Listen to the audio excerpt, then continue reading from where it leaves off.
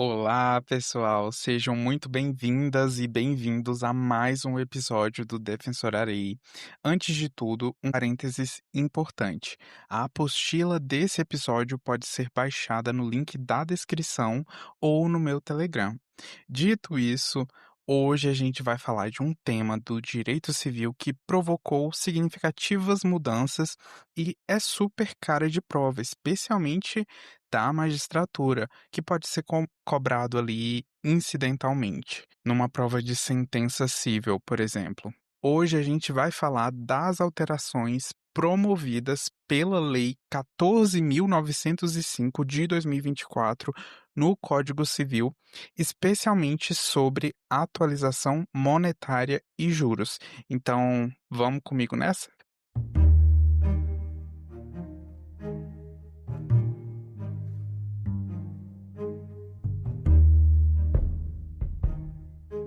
Pessoal, eu vou confessar a vocês que esse foi um tema que me assombrou por anos na preparação de concursos e que eu só fui entender de verdade quando eu comecei a trabalhar com isso no gabinete em que eu estou lotado atualmente no TJDFT.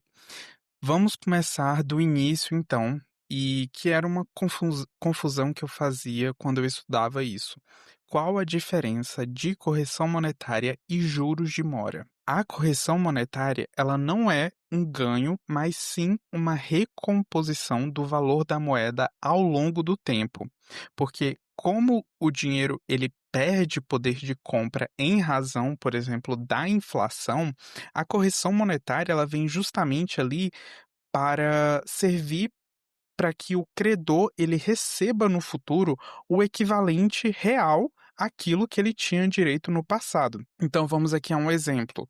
Se alguém devia R$ 1.000 em 2015, esse valor corrigido em 2025 vai ser maior porque R$ 1.000 em 2015 dava para comprar muito mais coisas do que R$ 1.000 permite comprar hoje. É só a gente lembrar, por exemplo, de balinhas. Eu lembro que na minha infância eu comprava balinha por 5 centavos. Hoje, o que é que dá pra gente comprar com 5 centavos, não é mesmo? Então, esse é o poder da correção monetária em relação à inflação. Já os juros de mora, eles são uma penalidade pelo atraso no pagamento. Eles vêm aí representar, então, uma espécie de indenização pelo tempo em que o credor ele ficou sem receber o que era devido a ele. Então, se a dívida ela venceu em janeiro, mas só foi paga pelo devedor em dezembro, além da correção monetária, vão incidir os juros de mora para compensar esse atraso. Daí o próprio nome, né? Juros de mora. Ou se vocês quiserem, sei lá, usar um mnemônico, juros de mora, então, juros demora, entendeu? Enfim, ai ai, gente, vamos lá. Então, em resumo, a correção monetária, ela simplesmente vai manter o valor da dívida atualizado, protegendo contra a inflação. E os juros de mora, por sua vez, eles vão punir o atraso e compensar o credor pelo tempo que não pôde utilizar o dinheiro. Mas, quanto aos juros, ainda a gente tem aqui algumas outras distinções, e isso vai ser essencial aqui para a gente entender de qual o artigo 406 do Código Civil ele fala, ou seja, de qual espécie de juros o artigo 406 ele vem falar. Isso porque a gente tem os juros classificados quanto à finalidade e quanto à forma de pactuação. Mas já vamos deixar aqui bem claro que o artigo 406 do Código Civil trata dos juros moratórios e dos juros legais, ou seja, não é juro remuneratório nem juros convencionais. Então, vamos lá às distinções. Quanto à finalidade, a gente tem juros compensatórios ou remuneratórios, que são sinônimos, e a gente tem os juros moratórios. E aqui, frisando novamente, que o Código Civil, no artigo 406, ele trata dos juros moratórios, que é o que a gente vai explorar. Então, qual a diferença? Pessoal, Juros compensatórios ou remuneratórios. Eles são pagos pelo devedor como uma forma de remunerar ou compensar o credor pelo fato de ele ter ficado privado ali de seu capital por determinado tempo. E aqui a gente pode imaginar como se fosse o preço pago pelo aluguel do capital, né? Como se ele tivesse ali alugando o dinheiro. E aqui vamos para um exemplo clássico. O José, eu, precisa de dinheiro emprestado e vai ao banco. E aí o banco cobra um percentual de juros como forma de remunerar a si próprio por esse serviço. Então, aqui a gente pode notar, né, que é uma espécie de aluguel. O banco ali, ele vai me emprestar o dinheiro, mas durante o tempo que eu não vou adimplir ali a integralidade da dívida, eu vou ficar pagando uma espécie de aluguel por conta desse tempo que eu fico sem adimplir a dívida. Então, aqui são os juros remuneratórios ou compensatórios. Ele não tem ali, essencialmente, essa questão da penalidade que a gente vai ver aqui nos juros moratórios. Então vamos explorar eles agora. Os juros moratórios, eles são pagos pelo devedor como uma forma de indenizar o credor quando ocorre o atraso no cumprimento da obrigação. Então é como se fosse uma sanção pela mora na devolução do capital. E aí eles são devidos pelo simples atraso, ainda que não tenha havido prejuízo ao credor, conforme previsão do artigo 407 do Código Civil. Então, por exemplo, nesse exemplo aí que eu fui lá, peguei dinheiro emprestado do banco, e aí eu tô pagando ali os juros compensatórios, né, que é aquela espécie de aluguel. E aí, por exemplo, vamos supor que a data de vencimento desse valor que eu tenho que pagar todo mês para o banco é dia 20, mas aí eu atrasei, e aí eu só fui pagar dia 27. Nesse sentido, eu vou pagar ali os juros compensatórios, abstraído aqui qualquer consideração acerca da cumulatividade ou não, mas só para ficar bem claro, eu pagaria ali os juros compensatórios, que é o que eu já teria que pagar normalmente, por estar meio que alugando o dinheiro, e também teria que pagar aí os juros moratórios, porque eu incidi em mora, devia pagar dia 20, mas paguei aí dia 27. Então, feita essa distinção aí, a gente vai agora para a classificação quanto à forma de pactuação. Quanto à pactuação, a gente tem os juros convencionais e os juros legais. Os juros convencionais, como o próprio nome sugere, eles são ali aqueles pactuados, ajustados, convencionados pelas partes. Então, as partes elas podem fixar regras sobre o percentual de juros de mora e o termo inicial, por se tratar aí de um direito disponível. E quando isso acontece, a gente tem então os chamados juros de mora contratuais. Por sua vez, os juros legais são aqueles fixados pela própria lei e são justamente os previstos no artigo 406 do Código Civil.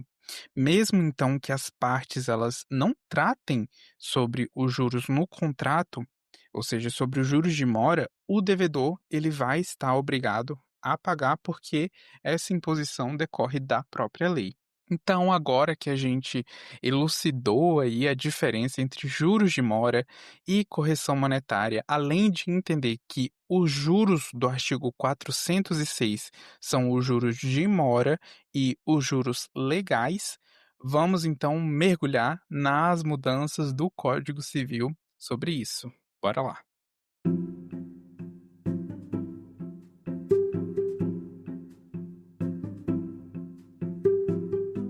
Galera, para a gente compreender o impacto da nova legislação no Código Civil, primeiro a gente tem que voltar um pouco atrás e relembrar como funcionava a sistemática anterior. Porque quando a gente fala de inadimplemento de obrigações, tradicionalmente a gente tinha que lidar com perdas e danos, juros e correção monetária. Só que havia uma lacuna aqui significativa nessa questão. Porque o Código Civil, ele não especificava de forma clara qual seria o índice que deveria ser aplicado ali para a correção monetária quando as partes elas não tivessem ajustado, convencionado sobre o tema. E da mesma forma, embora o artigo 406 do Código Civil estabelecesse que os juros legais deveriam seguir, abre aspas, a taxa que estiver em vigor para a mora do pagamento de impostos devidos à Fazenda Nacional, essa redação, aqui fecha aspas, né? Essa redação gerava controvérsias. E o STJ, por meio de precedentes da Corte Especial, já havia consolidado o entendimento de que essa taxa correspondia à Selic. Mas ainda assim, a gente tinha diversos questionamentos persistindo ali na doutrina e na jurisprudência. Então, sem mais delongas, vamos às principais inovações da Lei 14.905 de 2024. A primeira grande inovação dessa lei foi estabelecer uma clara hierarquia para a aplicação da correção monetária, porque o novo parágrafo único do artigo 389, ele criou uma espécie ali de sistema de prioridades que é bem definido. Em primeiro lugar, a gente olha o índice de atualização monetária que é convencionado pelas partes no contrato. E aqui a gente percebe um respeito à autonomia privada, porque vai permitir que os próprios contratantes escolham o índice que considerarem mais adequado à relação jurídica que estiverem entabulando. Em segundo lugar, na ausência de ajuste ali entre as partes, a gente vai verificar se existe uma lei específica que venha disciplinar aquela relação jurídica, prevendo então um índice de correção monetária. Se não houver nem na convenção entre os particulares, nem nenhuma lei específica, aí a gente vem para a regra do Código Civil que fala que a gente tem que aplicar o IPCA, que é o Índice Nacional de Preços ao Consumidor Amplo, que é apurado e divulgado pelo IBGE. E aí, essa mesma lógica ela foi aplicada consistentemente em diversos artigos do Código Civil. O artigo 395, por exemplo, que trata do inadimplemento relativo, o artigo 404, que se refere às perdas e danos, o 418 sobre as arras ou sinal e o artigo 772 que está relacionado ao seguro. Todos esses artigos, eles foram alterados para remover a referência genérica que falava antes, abre aspas, índices oficiais regularmente estabelecidos, fecha aspas. E aí vem permitir então que se aplique a nova sistemática trazida aqui por essa lei que a gente está dissecando, que é o IPCA como o padrão da correção monetária. Atenção, estou falando aqui de correção monetária. Então, agora a regra ela vai ser uniforme. O IPCA ele vai ser o índice padrão na ausência de convenção ou de lei específica. E aqui, mais uma vez, e isso foi quanto à correção monetária. Agora, a gente vai entrar em polêmica, porque a gente vai falar da histórica controvérsia do artigo 406 do Código Civil. O que que a nova lei ela falou dos juros de mora e que polêmica foi essa? Antes da Lei 14.905 de 2024, o artigo 406 do Código Civil ele estabelecia que quando os juros moratórios não fossem convencionados, ou se, apesar de convencionados ali, não tinha nenhuma taxa estipulada, por exemplo, se o devedor demorar, ele vai ter que pagar juros de mora. Ponto. Se foi só isso, eh, sem fixar, por exemplo, a taxa Selic ou o INPC, eles seriam fixados segundo a taxa que estivesse em vigor para a mora do pagamento de impostos devidos à Fazenda Nacional. E aí, essa redação gerava duas interpretações divergentes. A primeira corrente, ela defendia a aplicação de juros de 1% ao mês com base no artigo 161, parágrafo 1º do CTN, que estabelece que se a lei não dispuser de modo diverso, os juros de mora são calculados à taxa de 1% ao mês. A segunda corrente, por sua vez, sustentava que a aplicação aqui seria da taxa Selic, argumentando que o artigo 13 da Lei 9.065 de 1995, que era posterior ao CTN, previu a taxa Selic como o índice de juros aplicável para o pagamento de impostos devidos à Fazenda Nacional. A consolidação aqui da jurisprudência, ela só ocorreu quando o Superior Tribunal de Justiça, por meio da Corte Especial, no julgamento dos embargos de divergência no recurso especial 727.842 de São Paulo, decidiu pela aplicação da taxa Selic. E o fundamento foi que a Selic é a taxa que incide como juros moratórios dos tributos federais, conforme diversos dispositivos legais. E a nova redação do 406 do Código Civil deixa aqui de forma cristalina, pessoal, que a taxa legal ela corresponde à taxa referencial do Sistema Especial de Liquidação e Custódia, que nada mais é do que a Selic, né? Abreviando toda essa palavra longa aí, subtraindo então o índice de atualização monetária do artigo 389. Então, atenção aqui a esse detalhe que é um detalhe técnico, mas é fundamental. Esse é um tema assim que parece muito chato, mas que depois que você entende e que na prática você vê que é realmente necessário, principalmente aqui para a Defensoria Pública e também para a Procuradoria, né, para apurar o valor correto e devido do débito, tanto para o nosso usuário ou assistido não ter que pagar mais do que deve, como, por exemplo, também para a Fazenda Pública receber o devido, a gente tem que prestar atenção aqui nesse detalhe técnico que eu vou explicar agora. A Selic, que é a taxa prevista para os juros de mora, ela tem que deduzir, ou seja, tem que subtrair ali o índice de atualização monetária, que é o índice que está previsto no artigo 389. E por que que isso acontece? É porque a Selic, ela já vem embutida na sua formação tanto os juros de mora quanto a correção monetária. Então, se a gente aplicasse ali a Selic para os juros de mora, percebam aqui que se a Selic ela já engloba juros de mora e correção monetária, e a gente ainda teria ali a correção monetária incidindo, que aí já é outra taxa. Vejam só, se a gente teria a Selic e a correção monetária, a gente teria então juros de mora mais correção monetária, mais aqui a outra taxa da correção monetária. Não sei se ficou muito claro, mas o próprio parágrafo primeiro do artigo 406, ele expressamente determina essa dedução do índice de atualização monetária. Tudo isso para evitar esse bis in idem, entenderam? Porque, novamente, a Selic ela abrange juros e correção monetária. Isso aqui automaticamente, entendeu, pessoal? Não é assim, eu quero que a Selic aqui abranja só os juros de mora. Não. A Selic é a taxa referencial ali do Sistema Especial de Liquidação e Custódia e, por sua própria natureza, já abrange juros e correção monetária. Então, se a taxa Selic é só para os juros de mora, se ela abrange tanto os juros de mora como correção monetária, a gente vai ter que tirar ali dela a correção monetária para que ela fique ali pura em relação aos juros de mora, entendeu?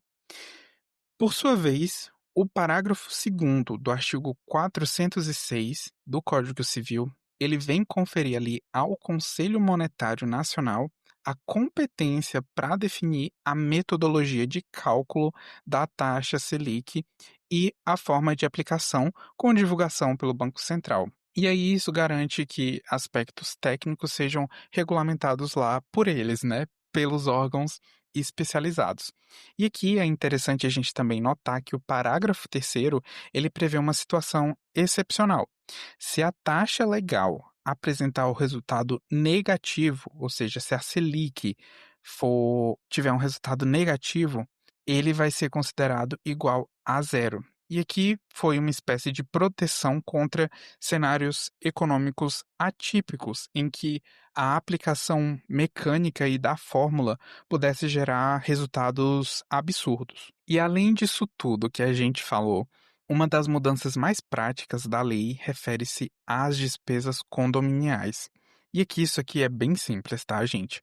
O artigo 1336 do Código Civil, ele foi alterado para substituir os tradicionais juros de 1% ao mês que eram previstos ali pela taxa Selic como a regra padrão para a inadimplência de cotas condominiais.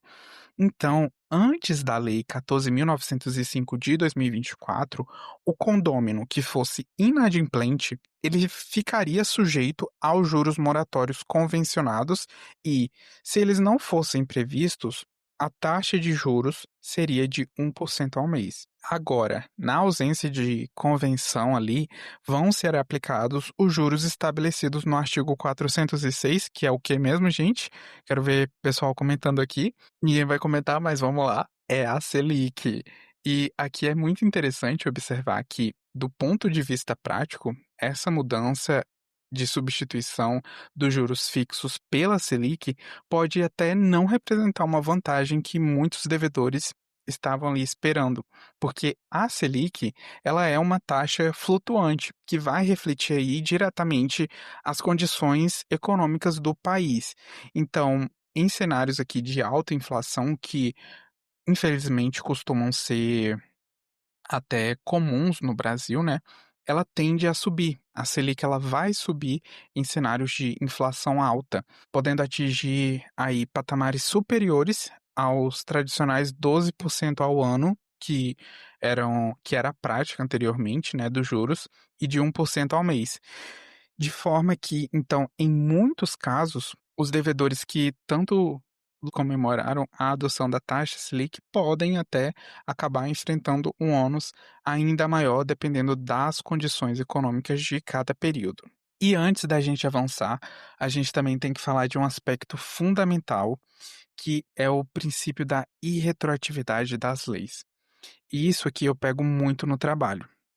E a Lei 14.905 de 2024 entrou em vigor em 30 de agosto de 2024, 60 dias após a publicação, de forma que para os processos que já possuíam decisões estabelecendo juros de mora a taxa aplicável, a eventual aplicação dessa taxa legal nova aí, que foi a Selic, fixada pela própria lei, só vai poder ocorrer a partir da vigência da nova lei. E aqui essa regra ela vem proteger os efeitos de decisões que são proferidas com base na legislação anterior. E lá no trabalho, muito recentemente, tem começado a chegar processos que abordam justamente isso. Então, tem a relevância prática, tem a relevância aí também para os estudos. Então, atenção, o princípio da irretroatividade da lei vai se aplicar aqui. Então, se antes da lei a gente tinha ali a decisão judicial que fixou que, por exemplo, em relação aos juros de mora, seria aplicável a taxa X, essa taxa ela vai ser aplicada até o advento da lei. A partir aí da data em que a Lei 14.905 de 2024 começou a vigorar, vai ser aplicada a taxa Selic, entendeu? Então vai ter esse pequeno detalhe. Pois, muito bem, agora vamos para o próximo bloco, porque a gente vai entrar aqui numa coisa que eu acho que vocês vão estranhar muito.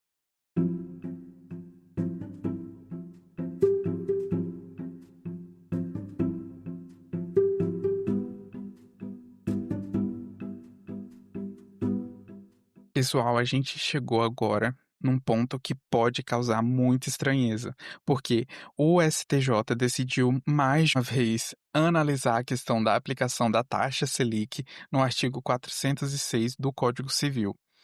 E essa vai ser a terceira vez que a Corte Especial vai enfrentar essa matéria desde 2008. E aqui a gente vai relembrar então essa evolução jurisprudencial sobre o tema.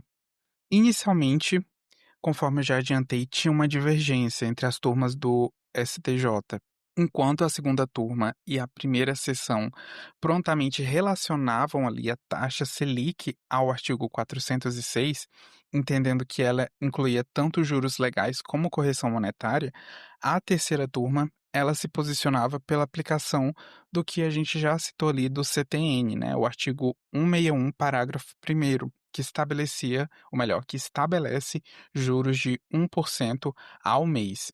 E aí, essa divergência, ela só foi resolvida ali com definitividade em 2008, que foi quando a Corte Especial, no julgamento dos embargos de divergência no RESP que eu já citei, que é o 727.842 de São Paulo, a Corte Especial então consolidou o entendimento pela aplicação da taxa Selic. E a partir desse precedente, o STJ passou a adotar posicionamento firme, reiterando essa orientação em inúmeros outros julgados subsequentes. E mais recentemente, a Corte Especial do STJ reafirmou esse posicionamento no RESP 1.795.982 de São Paulo, que, mesmo não sendo vinculante, ele vem refletir a interpretação conjunta do STJ sobre o tema, servindo então de referência para casos semelhantes. Então, a gente não tem aí apenas um precedente, mas sim dois. Dois precedentes da Corte Especial do STJ consolidando a taxa Selic como a taxa de juros legais. Além disso, a própria lei que a gente está abordando aqui, como a gente pôde ver, positivou esse entendimento, né? Tirando aí qualquer margem para contestação. Só que, mesmo com esse cenário aparentemente consolidado, em decisão proferida agora, muito recente, de 24 de junho de 2025, a Corte Especial do STJ determinou a afetação de determinados recursos especiais ao rito dos recursos repetitivos, que será o tema 1368. E o objetivo desse tema é, mais uma vez, abre aspas, definir se a taxa referencial Selic deve ser considerada para a fixação dos juros moratórios a que se referia o artigo 406 do Código Civil antes da entrada em vigor da Lei nº 14.905 de 2024, fecha aspas. E aqui, talvez isso se deve por conta do fato de que, como a gente mencionou, mesmo tendo julgados aí da Corte Especial, a gente não tinha precedente vinculante na forma do artigo 927 do CPC. Isso faz sentido porque, mesmo que o STJ ele tenha que seguir os julgados da própria Corte Especial, isso só vai obrigar os outros tribunais se advier de precedente qualificado, como é o caso dos repetitivos. Então aí a gente tem mais uma vez o STJ indo definir, agora por meio de um precedente vinculante, a taxa legal a que se referia o artigo 406 do Código Civil antes dessa lei de 2024.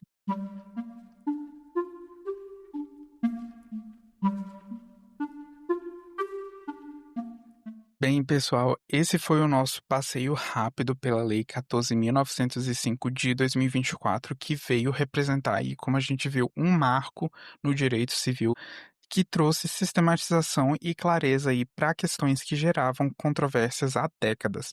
Então, só para recapitular e fechar aqui, deixar tudo amarradinho para que vocês fixem isso, porque é muito importante, principalmente para objetivo e para prova oral, se eventualmente for cobrado, porque aí a gente não vai ter acesso ao VAD. A lei ela estabeleceu o IPCA como o índice padrão da correção monetária quando não tiver previsão no contrato ou na lei, e, de sua vez, ela positivou a Selic como a taxa de juros de mora legais, que é do artigo 406 do Código Civil. Lembrando também que, incidindo a Selic como taxa de juros de mora legais, a gente vai ter que deduzir da Selic o IPCA, que é o índice de correção monetária. Por quê? A Selic engloba tanto juros de mora como correção monetária. Então, lembrem-se sempre desse detalhe técnico. Se a Selic ela estiver incidindo ali como a taxa de juros, para que seja puramente a taxa de juros em relação à Selic, a gente vai ter que subtrair dela o índice de correção monetária aplicável, que se não for convencionado, é o quê? O IPCA. Então, Fechando, a gente tem IPCA como índice padrão de correção monetária, quando não tiver previsão na lei ou contrato, e a Selic como taxa de juros de mora legais, quando também não tiver previsão no contrato ou uma outra previsão específica.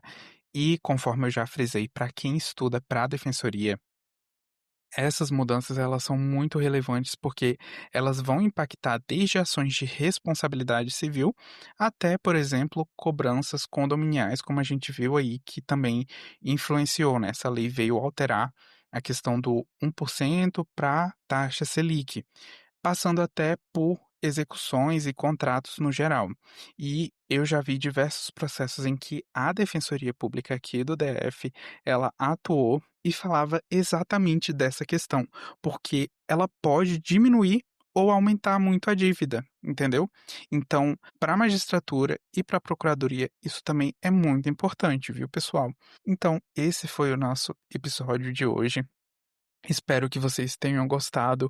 Comentem aí, me mandem mensagem aí avisando, tirando qualquer dúvida também, se eu puder ajudar. Eu adoro tirar dúvida, porque se eu não sei, eu vou atrás pesquisar.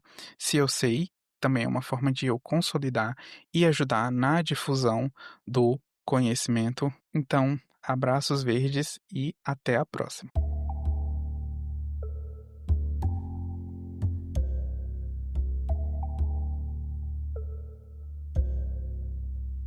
Este foi o episódio da segunda temporada do Defensorarei. Se esse conteúdo te agradou, siga no Spotify, compartilhe com seus amigos e avalie com 5 estrelas. Até a próxima semana.